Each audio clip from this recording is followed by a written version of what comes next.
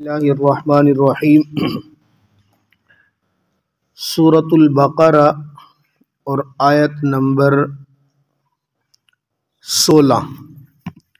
مثلہم کمثل الذی استوقد نارا، ان کی مثال ان لوگوں کے ہے الذی استوقد نارا، جنہوں نے بھڑکایا آگ کو، فلما، پس جب، اضاءت، روشن کیا اس آگ نے، ما حولہ، ارد گرد کے ماحول کو، ذہب اللہ بنورہم، لے گیا اللہ ان کے نور کو، وترکہم، اور چھوڑ دیا ان کو، فی ظلمات لا یبصرون، ایسے اندھیروں میں جس میں وہ نہیں دیکھ سکتے، صم بکم عمی، اندھے ہیں، بہرے ہیں، گونگے ہیں، فہم لا یرجعون، پس وہ اب لوٹ نہیں سکتے، او کصیب من السماء، یا مثل ایسے بارش کے آسمان سے، ایسے بادل، فیہ ظلمات، جس میں بہت زیادہ اندھیرا ہو، ورعد، کڑک ہو، وبرق، اور بجلی کی چمک ہو، یجعلون اصابعہم، ڈالتے ہیں وہ اپنی انگلیوں کو، فی آذانہم، اپنے کانوں میں، من الصواعق، کڑک کی وجہ سے، حذر الموت، موت سے ڈرتے ہوئے، واللہ محیط بالکافرین، اللہ احاطہ کیے ہوئے ہے کافروں کا، یکاد البرق، قریب ہے کہ بجلی، یخطف ابصارہم، اچک لے جائے ان کی بصارت کو، ان کی آنکھوں کو،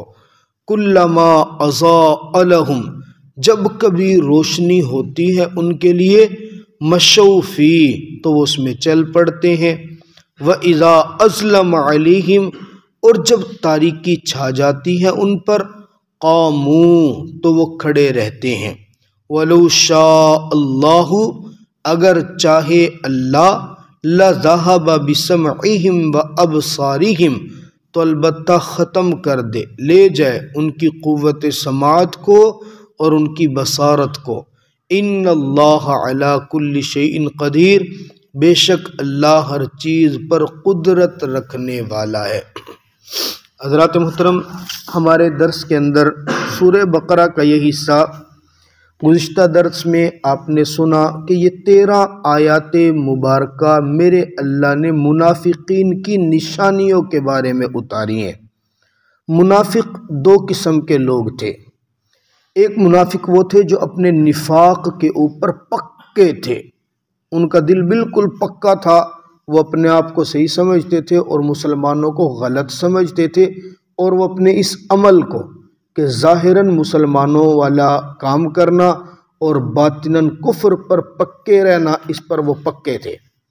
اور دوسرے وہ لوگ تھے جو نفاق اور ایمان کے درمیان تردد میں تھے، کبھی ان کو مسلمانوں کے افعال، اعمال اچھے لگتے تو وہ یوں سمجھتے نہیں مسلمان ٹھیک ہیں، وہ اچھے لوگ ہیں، اور کبھی سمجھ میں آتا نہ وہ غلط ہے، ہم ٹھیک ہیں، ہمیں کفر ہی کرنا چاہیے، یعنی وہ مذبذبین بین ذالک، نہ پوری طور پہ منافق ہوتے تھے نہ پوری طور پہ مسلمان ہوتے تھے، نفاق کے اندر بھی شک کرتے تھے۔ اللہ نے ان دونوں طبقوں کی 2 مثالیں پیش کی۔ پہلی مثال تو دی ہے اللہ رب العزت نے پکے جو منافق تھے ان لوگوں کی۔ ان کی مثال ایسی دی کہ ایک بندہ جنگل کے اندر ہو، بالکل گپ اندھیرا ہو، اور وہ اس اندھیرے کے اندر ایک آگ جلائے، اور آگ اتنی زیادہ روشنی والی ہو جس سے ارد گرد کا ماحول خوب روشن ہو جائے۔ جب ماحول روشن ہو جائے تو وہ روشنی کے اندر چلنا شروع کرے۔ اب جیسے ہی چلنا شروع کرے، اچانک تیز آندھی آئے، ہوا چلے، اور وہ ساری روشنی جس میں اس نے چلنا تھا وہ بجھ جائے۔ اب یہ بیچارہ کیا ہوگا؟ یہ اندھا بہرا گونگا بن کے کھڑا ہوگا۔ اندھا اس لیے ہوگا کہ اس کو کچھ نظر نہیں آ رہا، تاریکی میں کھڑا ہے۔ بہرا اس لیے ہے کہ اسے کوئی نہیں دیکھ رہا جو اس کو بلا سکے۔ یہ گونگا اس لیے ہے کہ اسے آگے کچھ نظر نہیں آ رہا، یہ بھی آگے کسی کو نہیں بلا سکتا، تو یہ بیچارہ تنے تنہا کھڑا رہے گا۔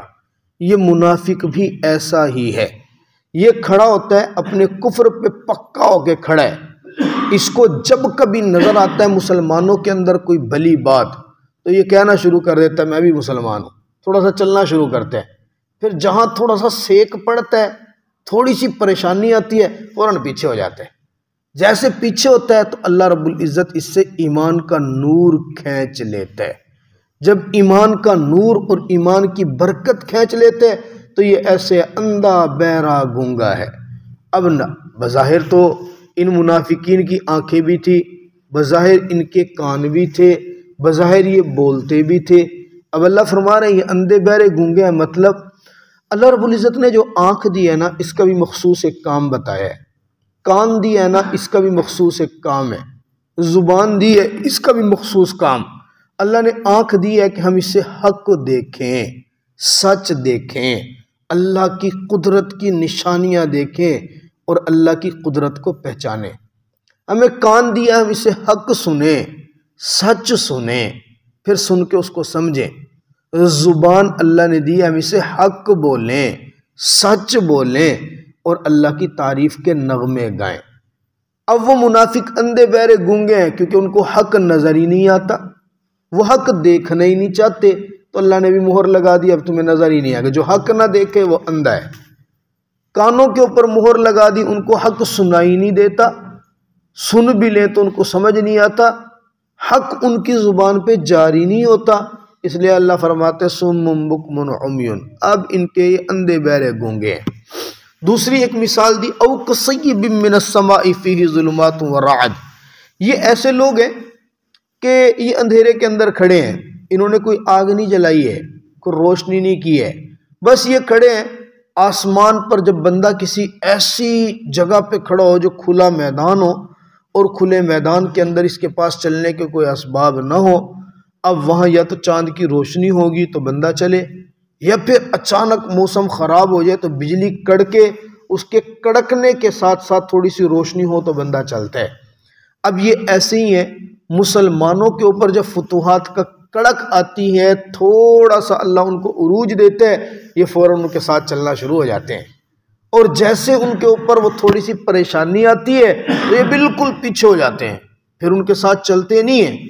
اللہ فرماتے انہوں نے تو ایسے کر لیا یجعلون اصابعہم من الصواعق، اب بندہ تنہائی کے کھلے میدان کے اندر ہو یا اپنے گھر کے اندر بھی ہو نا، موسم اگر خراب ہو جائے اور بجلی زور سے کڑکے، ایمان والوں کا تو دل کانپتا ہے۔ بجلی کڑک رہی ہو نا تو دل ڈرتا ہے، یا اللہ خیر کر، یہ بجلی کہیں گر نہ جائے، ڈر ہوتا ہے، خوف ہوتا ہے۔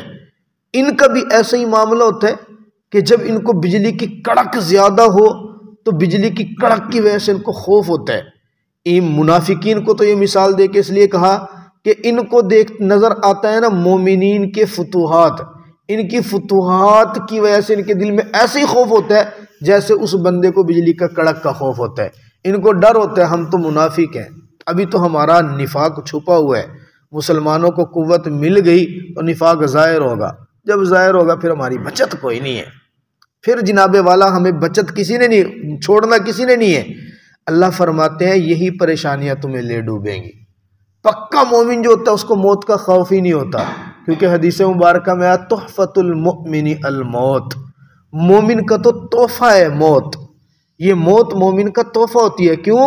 موت جو ہوتی ہے نا ایک محبوب کو دوسرے محبوب کے ساتھ ملا دیتی ہے، اور جو مومن بندہ ہوتا ہے اس کو اللہ کے ساتھ محبت ہوتی ہے، اور وہ اللہ کے ساتھ محبت کی وجہ سے ملنا چاہتا ہے۔ اس لیے تو بہت سارے بزرگوں کی زندگی کے حالات میں آتا ہے نا، وہ کہتے ہیں جب ہم پڑھتے ہیں نا یہ جو تسبیح کرتے ہیں اللہ اللہ اللہ، وہ کہتے ہیں ایسے لگتا ہے لفظ اللہ کہنے سے جیسے کسی نے ہمارے منہ کے اندر گڑ کی ڈلی رکھ دی ہو، منہ ہمارا ایسا میٹھا ہو جاتا ہے۔ بعض بزرگ کہتے ہیں جب میں کہتا ہوں نا اللہ تو یوں لگتا ہے جیسے میرے رب نے آ کے میرا پیار لے لیا ہو۔ تو یہ تو محبت کی علامتیں ہیں نا جی، لفظ اللہ کہنے پہ بھی لذت اسے ملتی ہے جسے مزہ آتا ہے، اور یہ تبھی ہوتی ہے جب محبت زیادہ ہو. جیسا وہ مجنوں تھا نا، اسے لیلا کے ساتھ محبت ہی بہت زیادہ تھی، وہ لیلا لیلا کرتا. بادشاہ نے دیکھا بھی یہ لیلا ہے کیڑی بلا میں، دیکھو تو صحیح میں کتنی خوبصورت ہے. یہ جو لیلا کے محلے سے کتا آیا، مجنوں نے پکڑ کے اس کے پاؤں بھی چومنا شروع کر دیے. بھئی اتنی میرے محبوب کے محلے سے آ رہا ہے. اس نے دیکھا لیلا ہے کیا. جب لیلا کو دیکھا، سانولے رنگ کی کالی سی کلوٹی سی کوئی لڑکی تھی. اسے پوچھا بھی تو اتنی سونی تو ہے نہیں، یہ تیرے اوپر مجنوں مرتا کیوں ہے؟ اس نے کہا بادشاہ سلامت، میرے حسن کو دیکھنے کے لیے دل بھی مجنوں جیسا اور آنکھ بھی مجنوں جیسی ہونی ضروری ہے. آپ مجنوں بنے تو میرا حسن سمجھ میں آئے نا. تو بات یہ ہے، رب کی محبت اور اللہ کے نام کے ذکر کا لطف کس کو ملتا ہے؟ جس کے دل میں اللہ کی محبت پیدا ہو جائے. پھر تنہائی رہتی نہیں ہے. پھر انسان محفلوں میں بیٹھنے کو پسند نہیں کرتا. پھر خواہش ہوتی ہے اللہ مجھے تنہائی ملے، کوئی کونا ملے، میں اس کونے کے اندر اپنی تسبیح نکالوں، اپنے سر کو جھکاؤں اور جھکا کے ایک ضرب لگاؤں، اللہ اللہ. اور اس لفظ اللہ پہ جو لطف ملنا ہے نا، وہ لطف دنیا کی کسی اور شے میں ہوتا نہیں ہے. اللہ فرماتے ہیں یکاد البرق یخطف ابصارہم، یہ ایسی بجلی چمکتی ہے، کبھی کبھی تو بجلی کے چمکنے سے آنکھیں چندھیا جاتی ہے، اور ان چندھیا جانے پہ یوں لگتا ہے جیسے کہیں ہماری آنکھوں کی بصارت ختم نہ ہو جائے. ان منافقین کی حالت بھی ایسی ہی ہے. میرا اللہ مومنین کو کبھی تو ایسی شاندار فتح دیتا ہے، ایسی شاندار، اب انہیں پتہ ہوتا ہے کہ اب ہماری بچت نہیں ہے. وَلَوْ شَاءَ اللَّهُ لَذَهَبَ بِسَمْعِهِمْ وَأَبْصَارِهِمْ، اللہ چاہے تو ان منافقین کی آنکھوں کی روشنی اور اسی طرح کانوں کی قوت سماعت بھی ختم کر دے. ان اللہ علی کل شیء قدیر، اللہ ہر چیز پر قدرت رکھنے والا ہے. اللہ مجھے اور آپ کو کامل ایمان عطا فرما دے، اپنی ذات کا پکا یقین مجھے اور آپ کو نصیب فرما دے.